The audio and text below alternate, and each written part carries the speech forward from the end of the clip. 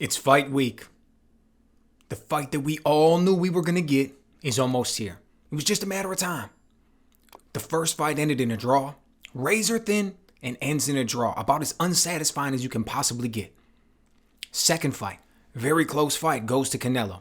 We all knew that the third fight was going to come. We all knew that it was going to happen, that it was just a matter of when.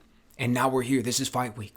Look, trilogies have a historical precedence. Okay, everybody knows they're important. When you have the first two fights get split, or in this situation you've got a draw and then another one that's very close, both of them could be labeled as controversial.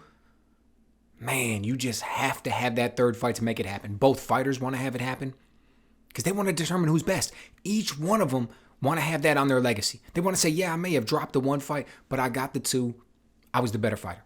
Both of them want to be able to say that. The fans really want to see it happen. In a situation like this where you've got two fighters who are both incredibly popular, both have been campaigning at their weight classes at the very top for a very long period of time, man, the fans want to have that settled. The fans want to determine who is the best. They want to see somebody go out there and snatch it up. And that's what you get with the third fight. You get definitive victory.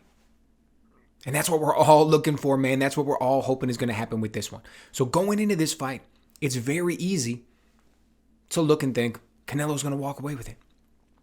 You wouldn't be the only one to say that. You wouldn't be far-fetched.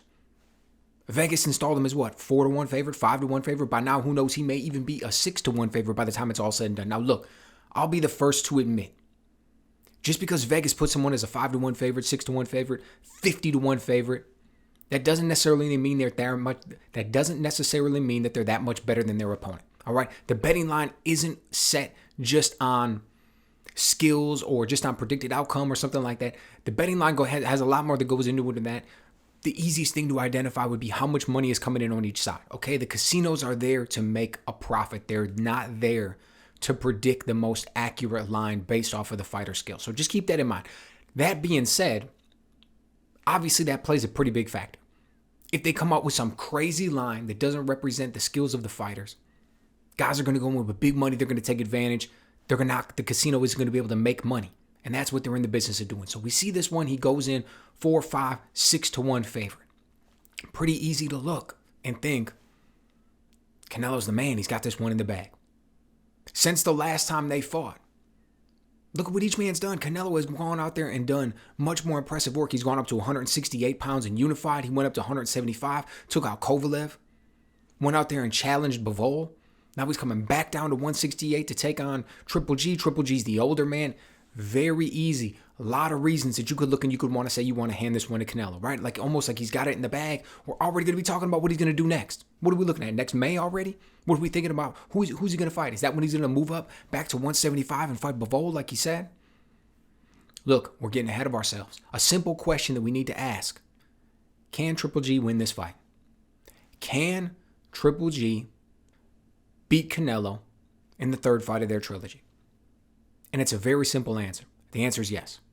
Absolutely, he can beat him. Now, it may not be the most likely outcome. It may not be the most probable outcome. You may not want to put your money on it when you walk into the casino.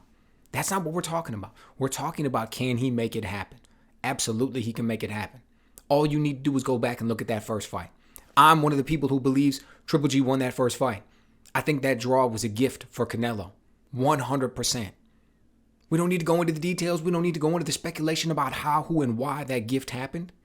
All I'm saying is that when I watched that fight, and I've watched it numerous times, I hand it to Triple G. I think he came away from it. Or I think he came away with it. Now, I don't feel that way in the second one. The second one I gave to Canelo, but that's because Canelo fought a different fight.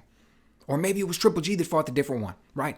We could go back and forth and debate exactly who imposed their will on who and why that happened.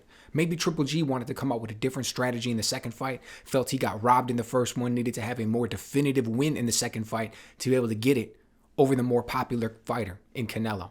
So he went and changed his strategy, ended up being for the worse. Canelo comes out with the victory. Maybe you want to make that argument. Nevertheless, what I'm saying is this.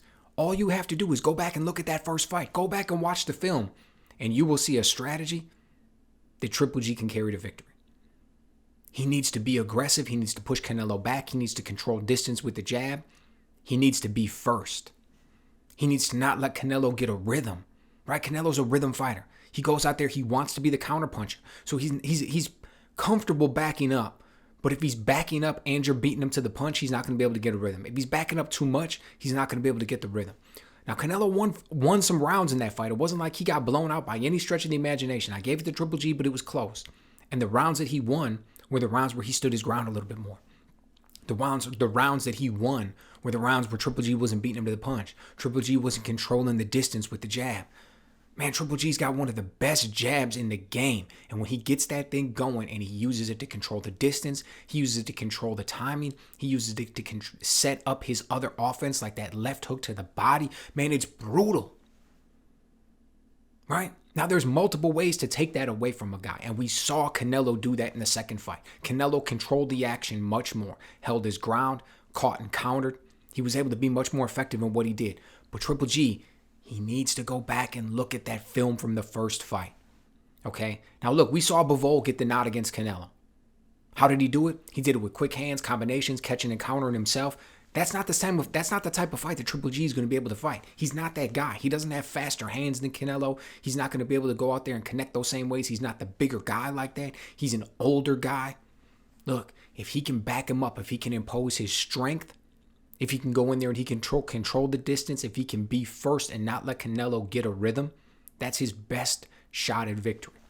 Now, we can sit here and we can talk all day about whether or not that's probable, like I said. Okay, I'm going to be making an analysis and prediction video. This isn't me coming out and saying that I think Triple G is going to walk away with it. But what I am saying is that anybody who dismisses him, anybody who thinks he has no shot, anybody who thinks that Triple G is just a washed up fighter at this point, he's got no chance of winning, he doesn't have any tools in the bag that can carry him to victory, they're not being honest with themselves. They're not being honest with the media. If that's a media figure, they're not being honest with the public. Triple G is still a beast. He's still got that power. He can still go out there and do damage. Never forget, power is the last thing to go for a fighter. So Triple G absolutely has a path to victory in this one. Personally, I'm fascinated to see it happen. I wish we'd have saw this one a little bit earlier. Triple G is getting a little bit older. But it is what it is. We get it when we get it. Let's just be happy it's fight week.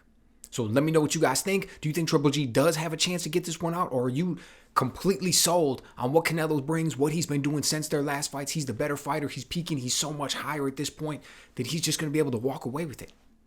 Let me know what you guys think.